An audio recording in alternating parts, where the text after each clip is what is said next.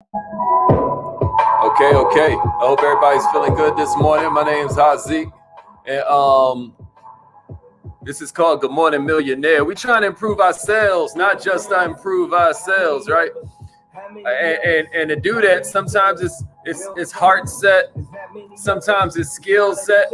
Today we're gonna talk a little bit about mindset. We're gonna get into one of our mindset trainings this morning. This morning is all about character, y'all. So share this with somebody who matters. But right now it's check-in time, baby. Rep your city.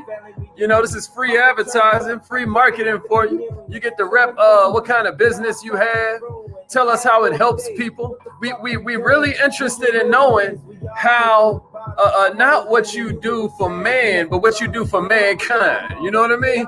Like we ain't working for the man, we working for mankind. Do that make sense? So what do? How do you help the planet? Let us see it in the comments, baby. This could be the best Wednesday you've ever lived on planet Earth. You know, you got to embrace that. That could be a real thing. What's up, Michelle? This could be the best. This could be the best Wednesday you ever lived on planet Earth. Ain't that a fact? Good morning, Vivian. Let them know you in the house, y'all. Let them know what kind of business you have. Wilmington, checking in. I'm gonna be calling in on a live line in just a minute, but this is our time to kind of get the party started. Do me a favor and share this training in a messenger group, or share this with somebody you love. Share this with somebody who's in your crew. You know what I mean? I feel like the mindset trainings, sometimes y'all don't think they're as exciting as some of the stuff where I'm teaching you straight up sales or teaching you straight up branding. But nah, it's just as listen to me. This stuff is exciting. This stuff is exciting because if you don't have a mindset, nothing else gonna work, baby. That's what's going on. If you ain't got the mindset, the rest of the parts is almost like a waste of time, because your self-image determines how hard you're going. If you don't really see yourself as being bigger, you ain't gonna work like it. You know what my mentor always says, it like what you desire shows up in conversation, but what you believe shows up in behavior. Ain't that crazy? What you believe shows up in your behavior. That's why I tell them, when you're trying to lose weight, we talked about it on Kaizen Academy this weekend. When you're trying to lose weight, it ain't about the scale image. Believe it or not, it's more about the self-image. It's about how you see yourself, how you see things as they're going down. I'm gonna go ahead and call in on this live line, but I hope y'all feeling good this morning, man. I really feel like every day, if we get a little bit better, man, we got this thing under control. Just a little bit better every single morning. You have something special. You have greatness in you. Hello, this is Les Brown, and you're in the right place at the right time, because we're going to bring the millionaire out of you. Please enter your... You gotta love it. Thank you. Please announce yourself. All participants are muted. Entry and exit tones are off. Okay, good morning, millionaires. Good morning, millionaires. I hope you're feeling good this morning. My name is Hazik Ali, and once again, I'm reporting to you live from Atlanta, Georgia, but more importantly than that, I'm reporting to you from a different state of mind. This morning, we talking about, sometimes we talk heart set, sometimes we talk skill set. Today, we talking about mindset.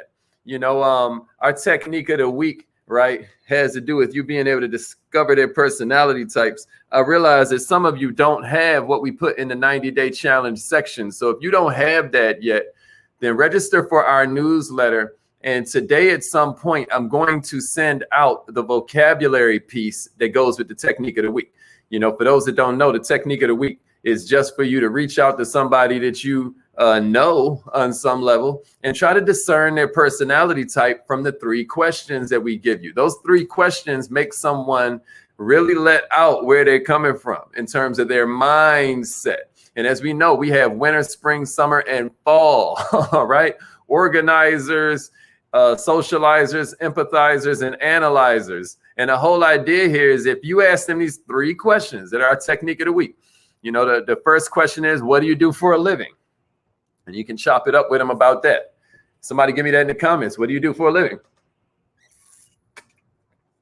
The second question is, what do you do for fun? Somebody give me that in the comments. What do you do for fun? Right? And then the third question is, what do you like about that? What makes you love that so much? You know, and you can ask them that about both questions. Why do you love what you do for a living? You know, or what parts do you love about it and why? Okay. And then the second one is, what do you love about your hobby? What parts of it do you love and why? And let me tell you something. When they start responding to you and they start using these certain vocabulary words that I'm going to lay out for you, it's going to change your life, because you're not only going to understand how they think about things. What you're going to mess around and understand is how you need to be communicating with them. Isn't that interesting? Isn't that interesting? So make sure you join the newsletter. Go there and put your name and your email address in there. That's right, man. That's right. You got to think about it. If they talk that way, then that's how they listen. Right? If they talk that way, that's how they listen. And if you're dealing with a spring personality, then they're going to talk in a lot of emotion words. They're going to talk in a lot of emotion words, right? Accommodate, nurture, effort, benefit. If they're a summer personality, they're going to talk in a lot of excitement words, you know, different, roam, risk, adventure, daredevil, explore, interesting, active, dynamic. That's how they're going to talk when they start answering those questions you gave them. If they're a winner personality, they're going to say stuff like leverage, authority, dominate, you know what I mean? Lucrative, profits, you know, I make money, you know, I'm the man, I'm the one, man, they know I'm that chick. Right? Y'all know how y'all be talking if you a winner. If you're a fall personality, then when you answer those questions, you're going to say stuff like figures, information, statistics, you know, judgment, data, you know, examine, right? Investigate. Am I making sense? Am I making sense? All right. So make sure you join the newsletter. I'll send you something on that. I'll send you something on that through the Entrepreneurship newsletter. So make sure you join. But today we talking about character, y'all. Today we talking about character, because at the end of the day, we ain't just looking to improve ourselves. We're looking to improve ourselves. Right? And we know improving ourselves is going to make the sales come in. Money's going to come easily, frequently, and in all kinds of ways, as long as we continue to build the kind of personality that don't push it away. The kind of personality that keeps the blessings flowing. We don't want to self-sabotage ourselves. We don't want to burn bridges. We don't want to have weak character. And so what I decided to talk about this morning, and I need you to help me out and share this in the messenger group, share this with somebody you care about. This morning, we're talking about character, because what we got to lean on is not just all the you know, holy books through the ages, et cetera, so forth. But we also have different wise men, right, who have chosen to study philosophy and study, you know, integrity, and study how to develop oneself so that one can be of stronger character, the way these people are studying chemical engineering, or the way this one's studying how to flip burgers at the fast food joint. What I'm saying is we are all experts at something. And if you want to quicken your learning curve, one of the best ways to do it is learn from somebody who's been there, done that, and got the t-shirt. I'm saying all that to say that's why we're quoting Jim Rohn this morning.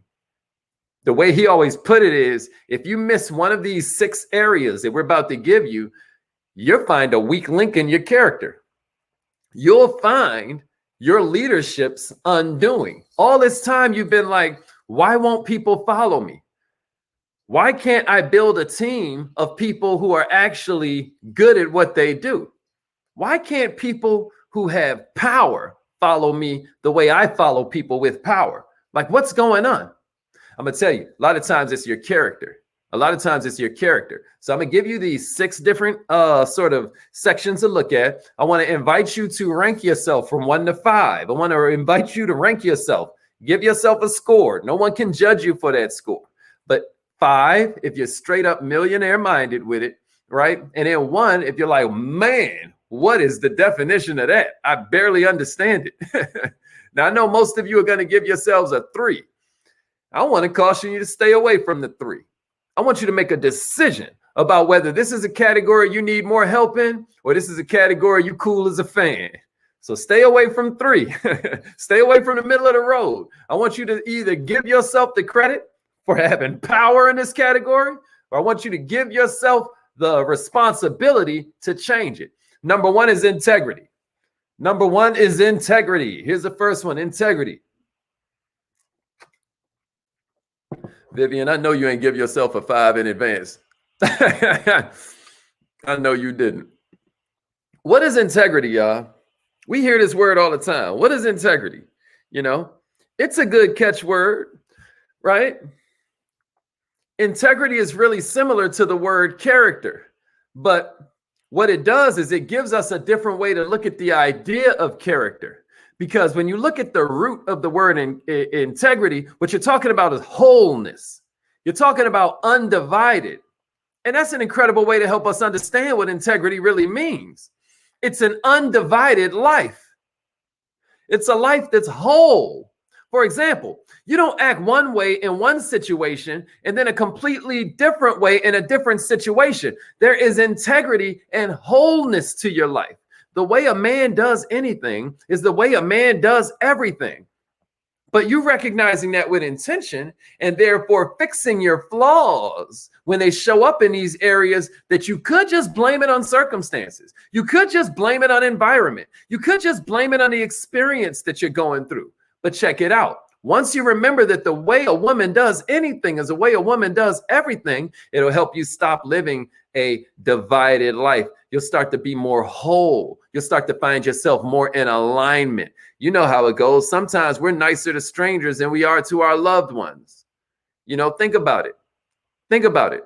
The ones that put up with all our crap, we take it all out on them because they're a convenient target sometimes. But that's not integrity. That's not wholeness. I'm just giving you something to think about this morning. Because another use for the word integrity that gives insight to us is when you think of it in terms of a physical structure, a wall or a building that's strong and has no cracks. We say that wall has integrity. Isn't that interesting? Well, the same thing could be said for incredible leaders. Somebody give me integrity and a share. Somebody give me integrity and a share. Somebody give me integrity, wholeness, right? Undivided, right? And then give me a share. Wholeness. We're talking about when you're undivided. Listen to me, man. When people sense that, and this shows up in so many of the techniques we teach. You know how one of the ways we teach you to build trust is to share something about your product or service that they won't like and share it in advance. Why? Because now you're not undivided. Now it's whole. They sense integrity because you're giving them the 360-degree view, right? Somebody give me integrity and a share. And then share that thing. Appreciate that, Dennis. Give me the word integrity and a share. That's right, Shantae. That's right, Vivian. That's right. Yeah, tell them, Mrs. Gomes. Yeah, where do you rank yourself in integrity? Where do you rank yourself in integrity? All right, Dennis. All right, here's the second one I got for you. Here's the second one I got for you. Honesty.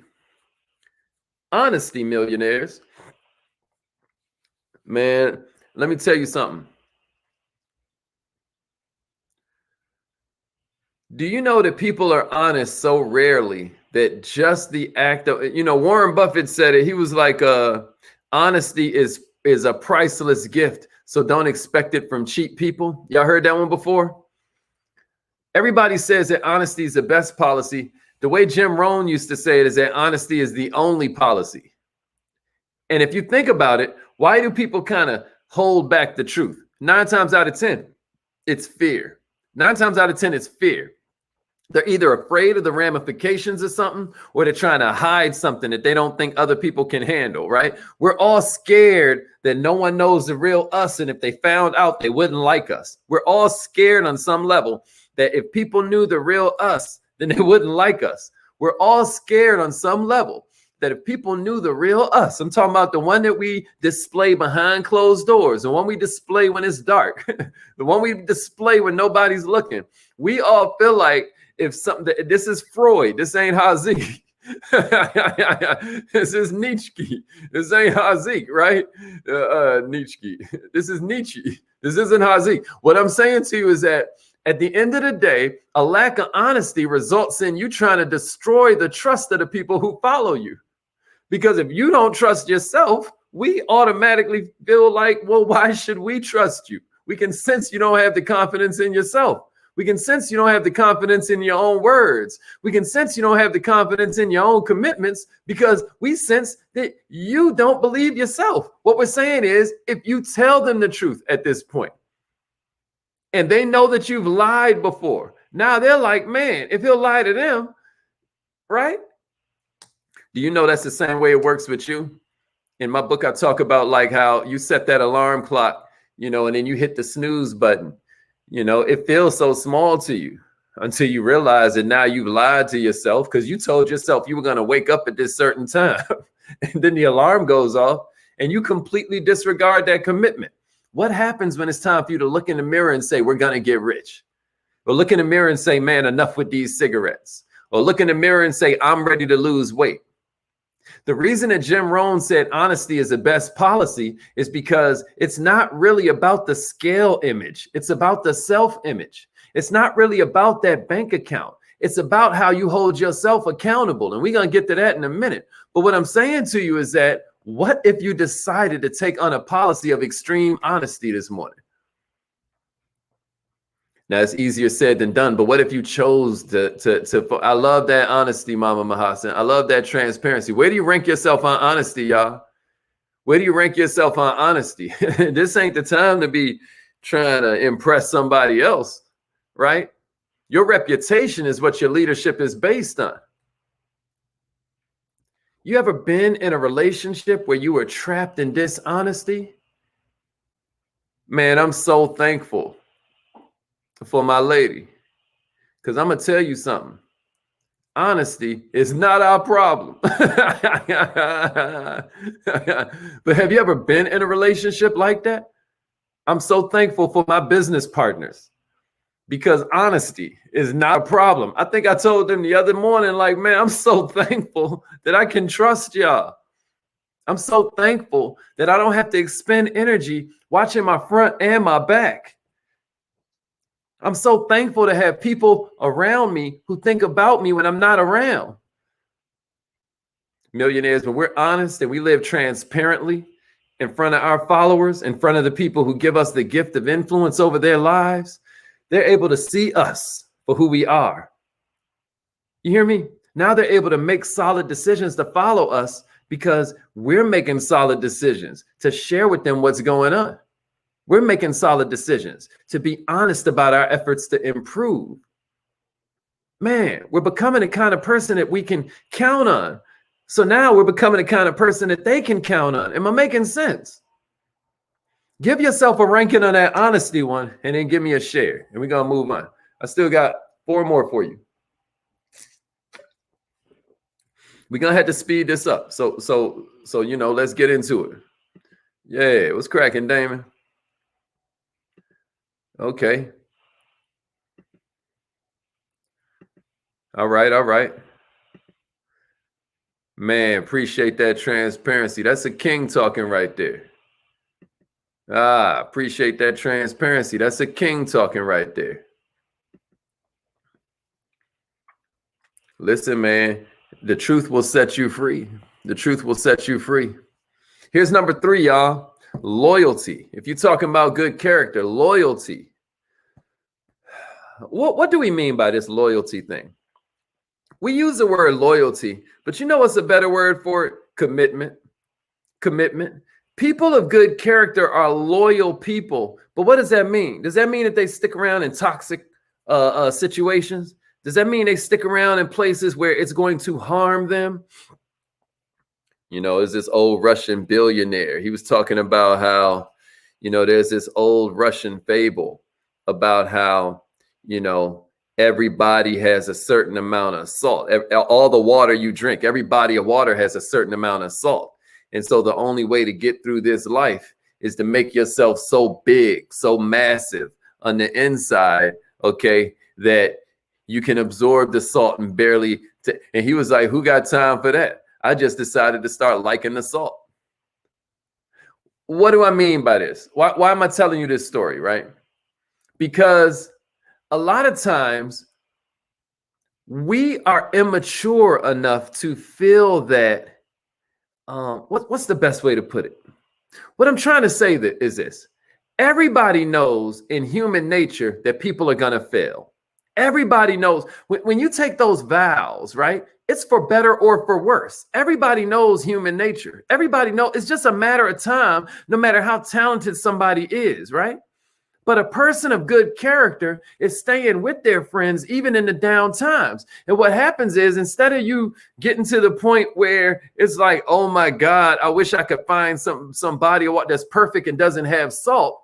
What you do is you get so big, you learn to enjoy the salt. You're not trusting people to be perfect. You're not having the expectation that people are perfect. You're trusting people to be exactly who they are. And if you're choosing them to be in your circle, then it's about acceptance. It's about compassion. It's not about control. Control comes from a place of fear and ego, because somewhere inside yourself, you think you won't be able to handle yourself if you can't handle that other person. But let me tell you, acceptance, compassion, that comes from a place of self-esteem that says, no matter what happens, I'm going to be all right. I'm really here to help your behind. You get what I'm saying to you? Anybody can be friends with somebody during good times. People of good character understand that when people deserve love the least is when they need it the most.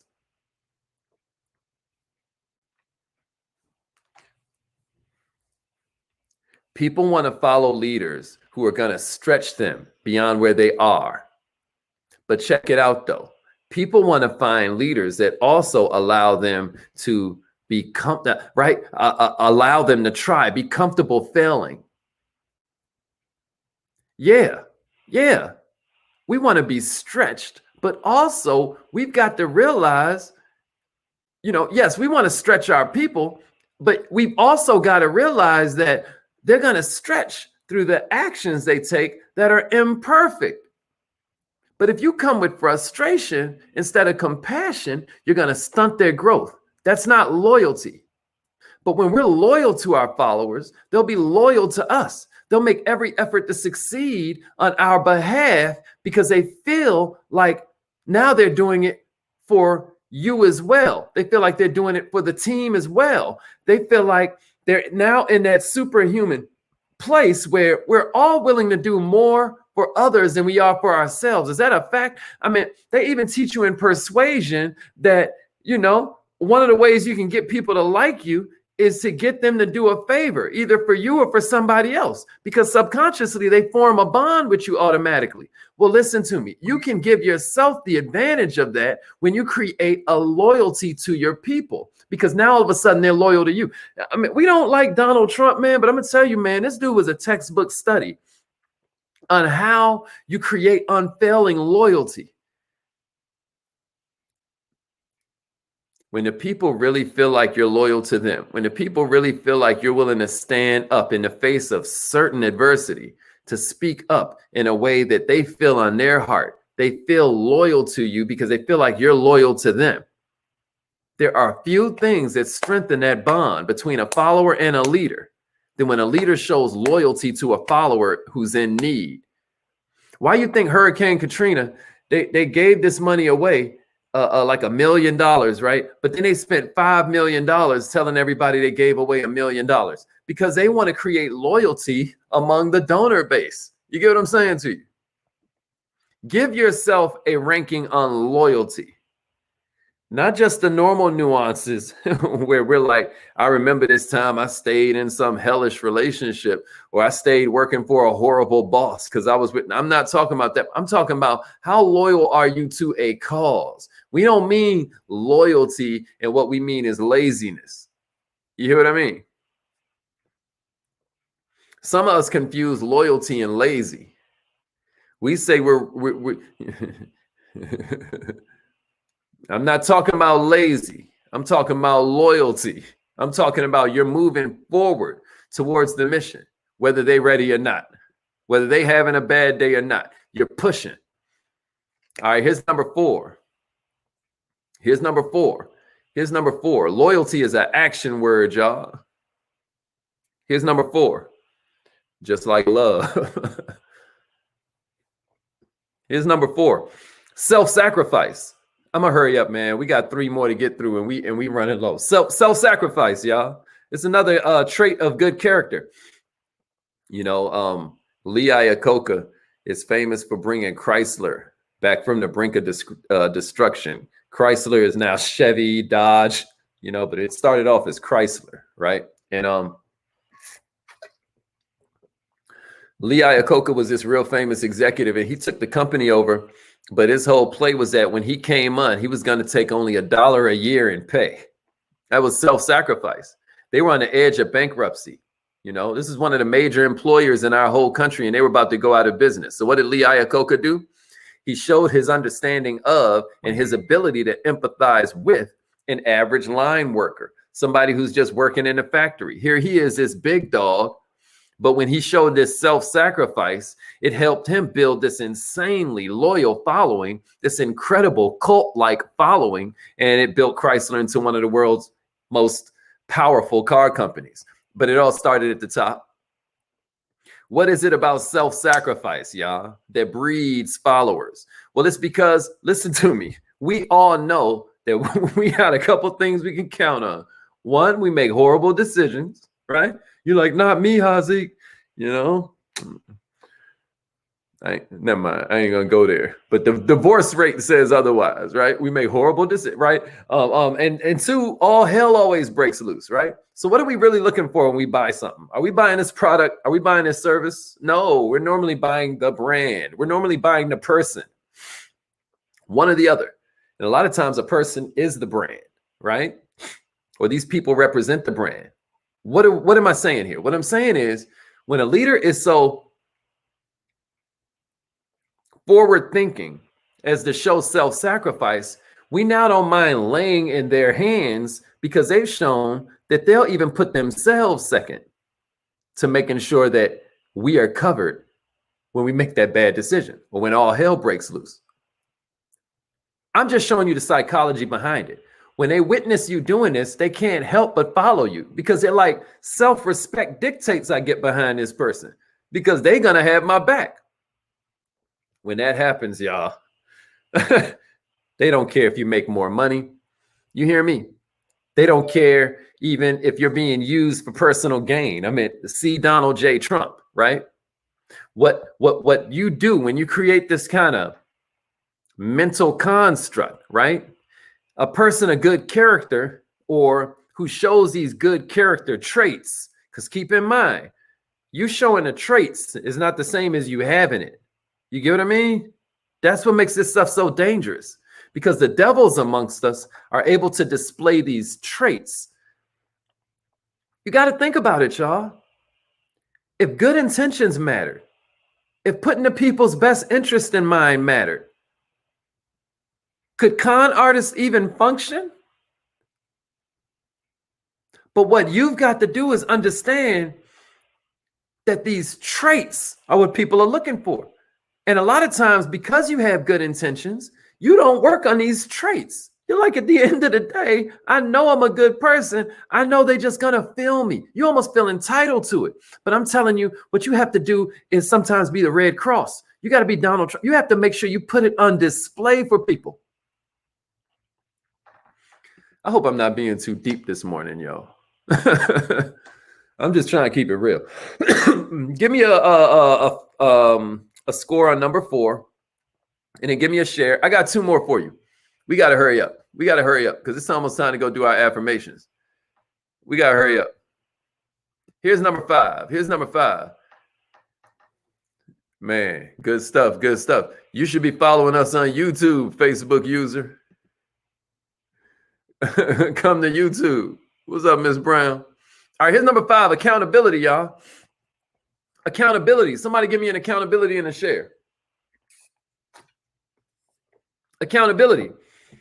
People of good character don't mind accountability. In fact, they welcome it, right? Because allowing others, the act of allowing others to have a say in your life, to speak to you straight about your conduct, about your choices, about your life is power.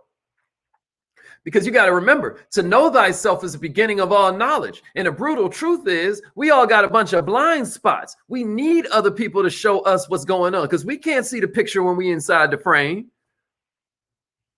I'm talking about when you start looking at professional sports and athletes ain't nothing but peak performance specialists. The coach be having a coach. You hear me? But what we think is that the need for accountability shows lack of character. No, the need for accountability shows the presence of character. Think about that. Where do you give yourself an accountability, y'all? I got one more to give you, but just remember, followers grow tired of leaders who have nothing to do with accountability. They're going to get sick of that. They don't mind leaders who make mistakes, right? But they do mind leaders who don't take responsibility or accountability when they make mistakes. Can I get a witness? Our followers know that we're serious about keeping our own house in order. When they know that, then it makes them feel more like relaxed, right? That means that they're going to want to lead the rest of the organization the same way because, you know, integrity and that whole, right? The way somebody does anything is the way they do everything. And that leads us to number 6, self-control. We out of here, y'all. This is the last one. But the ability to make good decisions, man, the ability to make good decisions, to stay cool as the other side of the pillow, right? About what we're going to do, what we not. And then a lot of times self-control comes down to decisions you've made. And integrity is the ability to stick. Good character is the ability to stick to those decisions you made. The more decisions you make, the less choices you have to make. Ain't that something? You know, all my Kaizenites know this past Saturday when we were on that training about habits in the Kaizen Academy. You know, we gave them the chocolate cake example. What did we learn from the chocolate cake example, Kaizenites? Somebody help me out. What did we learn from that? What's easier, y'all? 100% commitment or 98% commitment? Which one is easier? Or 97% commitment, 50% commitment? Which is the easiest one, right? When you get that piece of cake, y'all, if you haven't made a total commitment, you now have to, you got to figure out what's 2% of a piece of cake. Like, can I have a 2% piece? Hey, I'm going to order it. Help me eat it. Nah. That's why we say, any decision is better than than no decision. Any decision at all is better than no decision. A lot of times we get real good at making no decision. All right, y'all, I'm out of here. Everybody has temptations, y'all, but a person of good character knows to exercise self-control, literal control over their selves, right? Their choices. They make decisions. You get me? So they don't have to make so many choices. All right, y'all. We out of here. It's 8 o'clock. Repeat after me, millionaires. Say it like you mean it. I am